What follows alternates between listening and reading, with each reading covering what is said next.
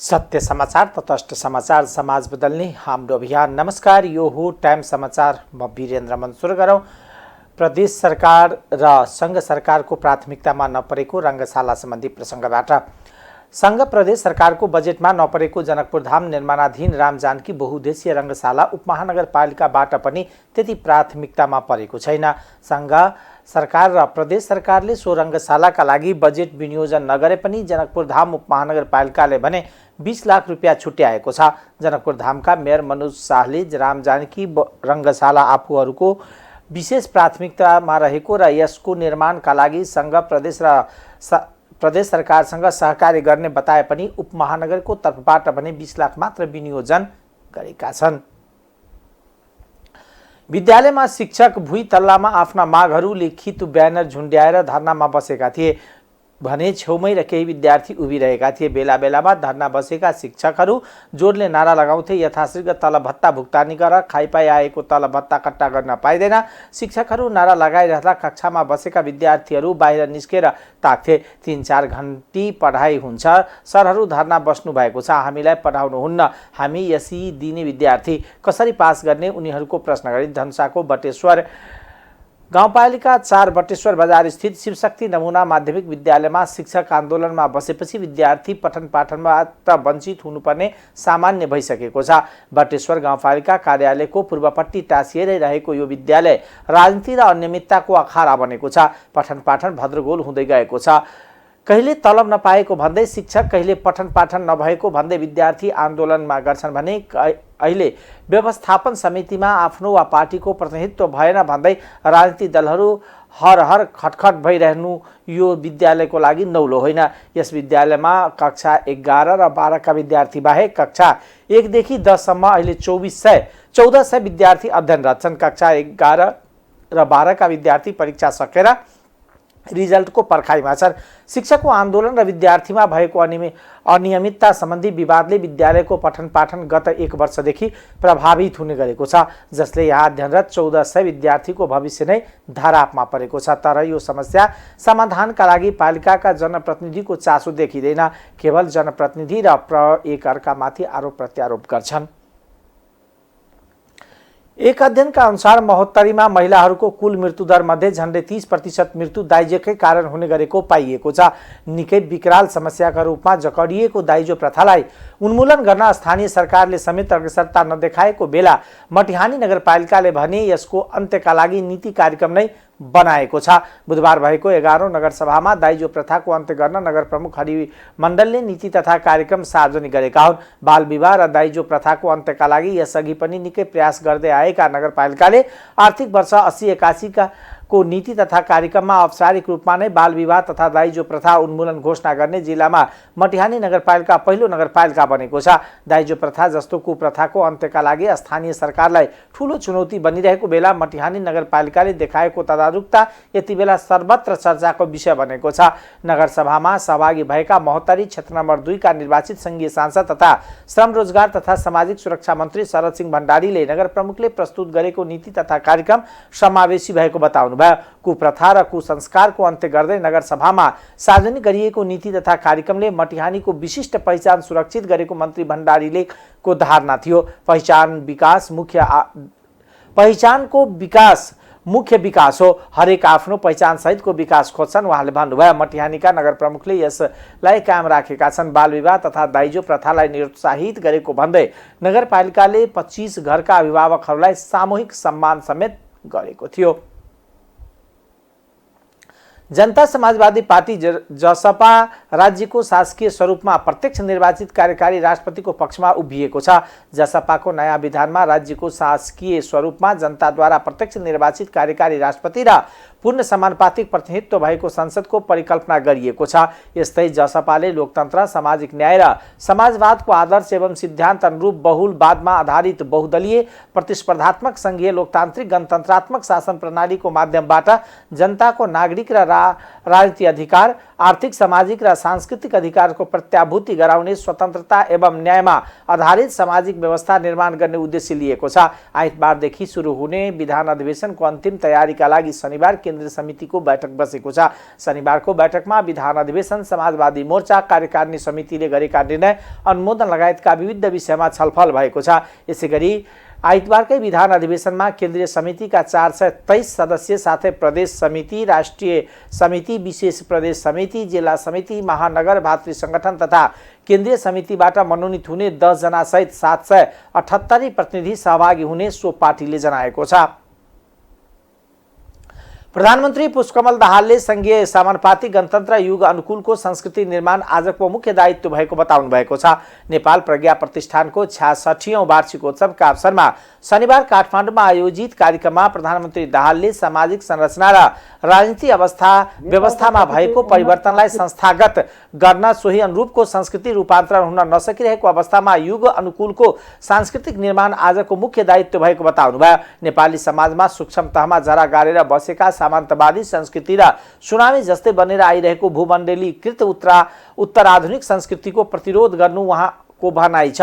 प्रधानमन्त्री प्रचण्डले नेपालको संविधानको मर्म र भावना अनुरूप नेपालमा बोलिने सबै भाषा र तिनका साहित्य, संस्कृति अनि ज्ञानका विभिन्न शाखालाई प्रवर्धन र विकास गर्दै अघि बढ्नु प्रज्ञा प्रतिष्ठानको दायित्व रहेको बताउनुभयो। उहाँले नेपालमा कतिपय उन्नत संस्कृति परम्परा, यहाँको माटोमा सिर्जित र विकसित ज्ञान तथा साहित्य चिन्तनलाई पछिल्लो समयमा विकास भएको आधुनिक ज्ञान र चिन्तनका सापेक्षतामा विकास गर्दै अघि बढ्न सकेमा मात्र सफल हुने बताउनुभयो।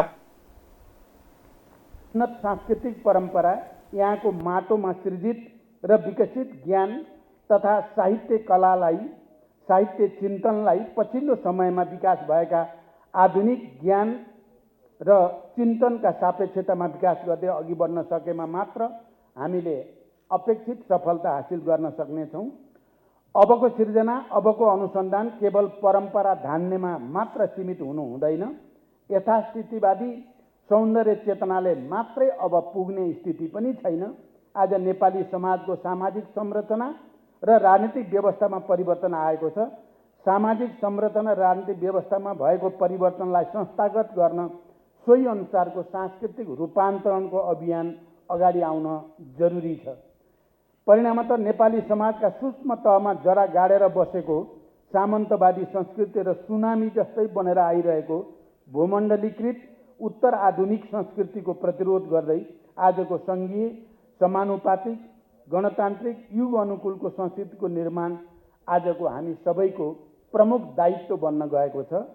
आजको यही युगीन आवश्यकतालाई सम्बोधन गर्न नेपाल सरकारले नयाँ प्रज्ञा परिषद तथा प्राज्ञ सभाको गठन गरेको छ। आजको युगीन दायित्वलाई आत्मसात गर्दै उत्पादनमूलक राष्ट्रिय अर्थव्यवस्थाको विकास गरेर नेपाल राज्यले लिएको समाजवाद उन्मुख व्यवस्थाको लक्ष्य पूरा गर्न आवश्यक पर्ने श्रमको सम्मानमा आधारित अन्तर्वस्तु र सौन्दर्य शास्त्रको निर्माण गर्ने, साहित्य र संस्कृति निर्माण गर्ने काम यस प्रतिष्ठानले सफलतापूर्वक सम्पन्न गर्नेछ भन्ने मैले विश्वास लिएको छु। नामा जोड दिने कुराप्रति सचेत रहेको बुझेको छु। त्यसमा सरकारको भरपूर सहयोग रहने विश्वास पनि म दिलाउन चाहन्छु। मैले थाहा पाएँ 22 सालदेखि सुरु भएको कविता महोत्सवमा यस पटकदेखि बहुभाषी सहभागिता कविता समावेश गरिएको थाहा पाएको छु। मलाई धेरै खुसी लागेको छ र म नेतृत्व र पदाधिकारीहरूलाई विशेष धन्यवाद भन्न चाहन्छु। कविहरूले यसपटक यो दशकमै सबभन्दा बढी कविता वाचन गर्ने सहभागी भएको थाहा पाउँदा मलाई थप ऊर्जा प्राप्त भएको महसुस हुन्छ। यसपटक झन्डै 3 दर्जन भाषाका कविताहरू महोत्सवमा सहभागी भएको थाहा भयो। मलाई आशा छ आगामी वर्षदेखि नेपालका सबै भाषाका कविता राष्ट्रिय कविता महोत्सवमा सहभागी हुनेछन् र राष्ट्रिय कविता महोत्सव आफ्नो नाम अनुसार साँच्चैकै राष्ट्रिय कविता महोत्सव बन्ने कुराको उहाँले समाजवाद उन्मुख व्यवस्थाको लक्ष्य पूरा गर्न आवश्यक पर्ने श्रमको सम्मानमा आधारित अन्तर्वस्तु र सौन्दर्य शास्त्रको निर्माण गर्न, साहित्य र संस्कृतिको निर्माण गर्ने काम प्रतिष्ठानले सफलतापूर्वक सम्पन्न गर्ने विश्वास व्यक्त गर्नुभयो।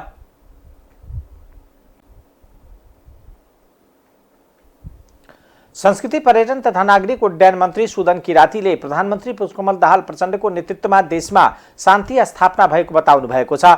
उहाँले अब प्रधानमन्त्री दाहालकै नेतृत्वमा देशले समृद्धिको जग हाल्न सक्ने ठूलो सम्भावना रहेको बताउनुभयो। शनिबार नेपाल प्रज्ञा प्रतिष्ठानको 66औं वार्षिकोत्सव कार्यक्रमको पूर्व सन्ध्यामा आयोजित कविता महोत्सवमा बोल्दै मन्त्री किरातीले यस्तो बताउनु भएको हो। उहाँले प्रधानमन्त्री दाहालकै नेतृत्वमा सङ्घर्ष भएको र शान्ति स्थापना भएको बताउनुभयो। उहाँले भूगोलका हिसाबले सानो भए पनि नेपाल संस्कृति र भाषाको हिसाबले सानो नभएको बताउनुभयो।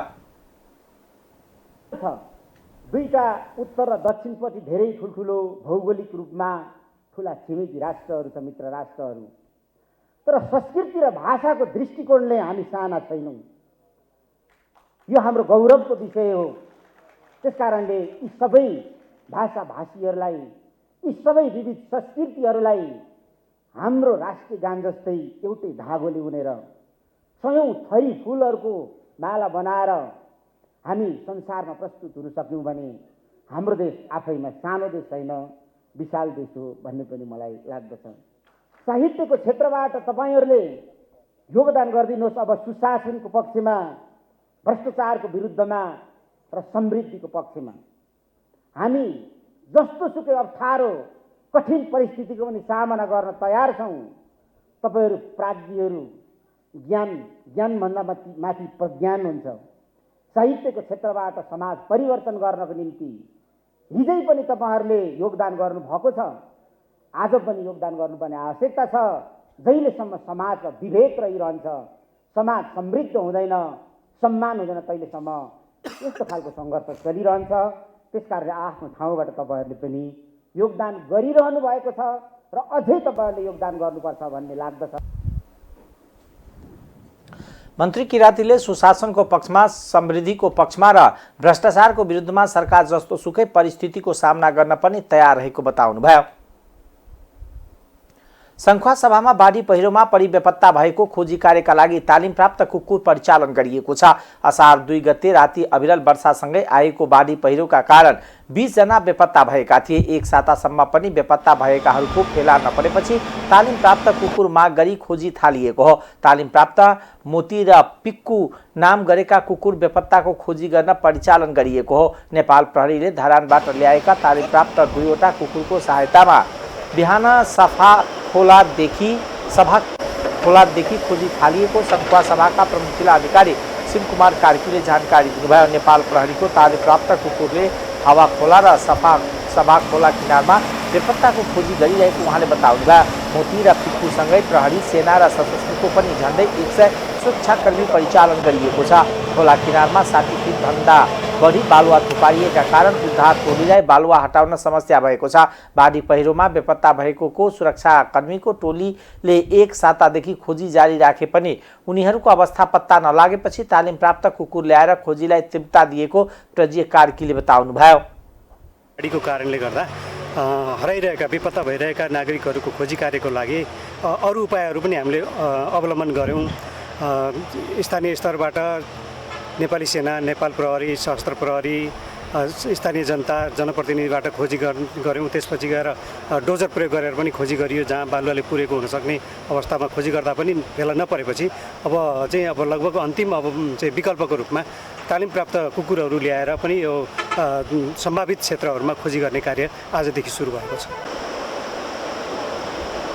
बाढी पहिरोका कारण जिल्लाका विभिन्न स्थानका 21 घर परिवार विस्थापित भएका छन्। विस्थापित भएका 21 घर परिवारमध्ये 12 घर पूर्ण रूपमा क्षति भएका छन्। बाढी पहिरोमा परि बेपत्ता भएका 20 जना मध्ये सुपर हेवा खोला जलविद्युतका 16 जना, अपर हेवा खोला जलविद्युत आयोजनाका 1, अमर कन्स्ट्रक्सनका 1 र सभा खोपरी गाउँपालिका 2 जना छन्। बाढी पहिरोका कारण जिल्लाका 8 जलविद्युत आयोजनामा क्षति पुगेको छ भने बाढीले भौतिक संरचना बगाउँदा करोडौँको क्षति भएको छ। अब आर्थिक समाचार।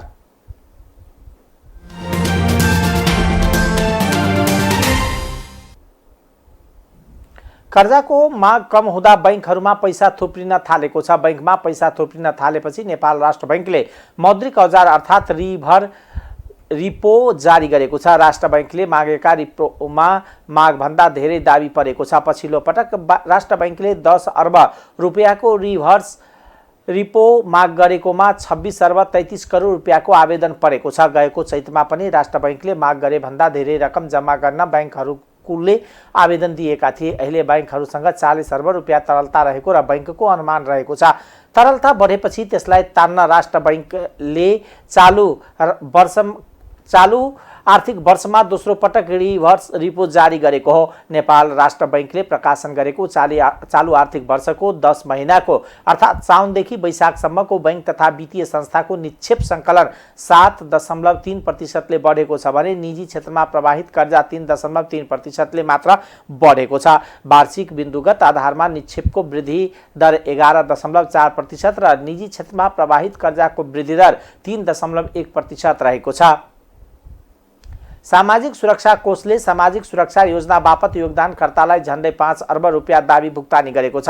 कोषले हालसम्म विभिन्न सुरक्षा योजनाबाट योगदानकर्तालाई 4 अर्ब 89 करोड रुपियाँ भुक्तानी गरेको हो। कोषले औषधि उपचार, स्वास्थ्य र मातृत्व दुर्घटना तथा आसक्त आश्रित परिवार र वृद्ध अवस्था सुरक्षा योजना सञ्चालन गर्दै आएको छ। हालसम्म कोषबाट 84,673 योगदानकर्ताले विभिन्न योजना बापत सुविधा लिएका छन्। औषधि उपचार, स्वास्थ्य तथा मातृत्व योजनाबाट 55 करोड 44,47,408, दुर्घटना तथा आसक्तता सुरक्षा योजना अन्तर्गत 6 करोड 74,92,262, आश्रित परिवार सुरक्षा योजना बापत 7 करोड 96,76,226 र वृद्धावस्था सुरक्षा योजना बापत 4 अर्ब 9 करोड 58,33,379 भुक्तानी गरिएको कोषले जनाएको छ। कोषमा हालसम्म 35 अर्ब 10 करोड योगदान रकम सङ्कलन भइसकेको छ। कोषमा औपचारिक क्षेत्र र वैदेशिक क्षेत्रमा श्रमिक आबद्ध हुँदै आएका छन्।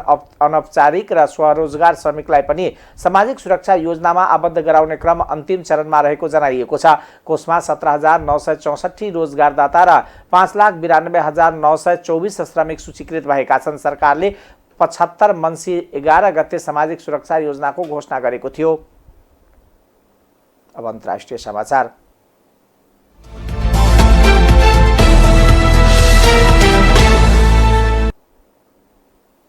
रुसले राजधानी मास्को सहितको शहरहरूमा प्रति आतंकवाद कानुन लागू गरेको छ। विदेशी नागरिकलाई सुरक्षार्थ खटाउने रुसको वाग्नर समूहको विद्रोहपछि रुसी राष्ट्रपति व्लादिमिर पुतिनले प्रति आतंकवाद कानुन लागू गरेको जानकारी गराउनु भएको बीबीसीले जनाएको छ। एक भिडियो सन्देश जारी गर्दै पुतिनले विद्रोह गर्नेहरूलाई कारवाही गर्ने बताउनुभयो। वाग्नर समूहका प्रमुखको नाम नलिकन पुतिनले विश्वासघात र देशद्रोह गर्नेलाई कारवाही गर्ने बताउनुभयो। वाग्नर समूहका मुख्य गरी रुसको लागि युक्रेन विरुद्ध लडिरहेका एउटा निजी सैनिक समूह हो। वाग्नरका प्रमुख येभगेनी प्रिगोजिनले अहिले विद्रोहको प्रयास भएको नभई रुसी नागरिकका लागि लड्न लागेको बताउनु भएको बीबीसीले जनाएको छ। आफ्ना समूहका 25,000 सैनिक मर्न तयार भएर अघि बढेको र त्यसपछि थप 25,000 जना यसै गरी मर्न तयार भएर आउने उहाँले दावी गर्नुभयो। उहाँले रुसी रक्षा मन्त्री सर्गेई सोइगुलाई हटाउनु पर्ने माग गर्नुभएको छ। रुसी सेनाको असफलता र युक्रेनमा भएको रुसी सेनाको उच्च क्षति सोइगुईको असफलता रहेको उहाँको भनाइ छ। अमेरिकाले प्रयोगशालामा बनाएको कुखुराको मासुलाई बिक्रीको अनुमति दिएको छ। नियामक निकाय कृषि विभागले अपसाइड फुड्स र गुड मिट कम्पनीलाई प्रयोगशालामा तयार भएको मासु बिक्रीको अनुमति दिएको समाचार संस्था एपीएफले जनाएको छ। खाद्य तथा औषधि प्रशासनले गएको नोभेम्बरमै प्रयोगको अनुमति दिएको थियो। कृषि विभागको अनुमतिपछि व्यावसायिक उत्पादन गर्न पाइन्छ। प्रयोगशालामा बनेर खाने बेलासम्म आइपुग्दा यस्तो मासुलाई कल्चरल मासु भनिएको छ। यस्तो मासुको उत्पादनले खाद्य उत्पादनको वातावरणीय प्रभाव घटाउन मद्दत गर्ने उत्पादक कम्पनीको दाबी छ। गुडमिट सञ्चालक इट जस्ट प्रमुख कार्यकारी जोस ट्रेडिकले जनावर मार्नुभन्दा फरक तरिकाले मासु उत्पादन गर्न सकिने बताउनुभयो। खेलकुद समाचार।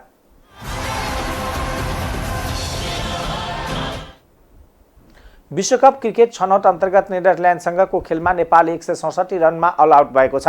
जिम्बाब्वेको टाकासिङ्गा स्पोर्ट्स क्लबमा नेदरल्यान्डले टस जितेर फिल्डिङ गरोजेपछि पहिलो ब्याटिङ गरेको नेपाल 44 ओभर 3 बल र 167 रनमा अल आउट भयो।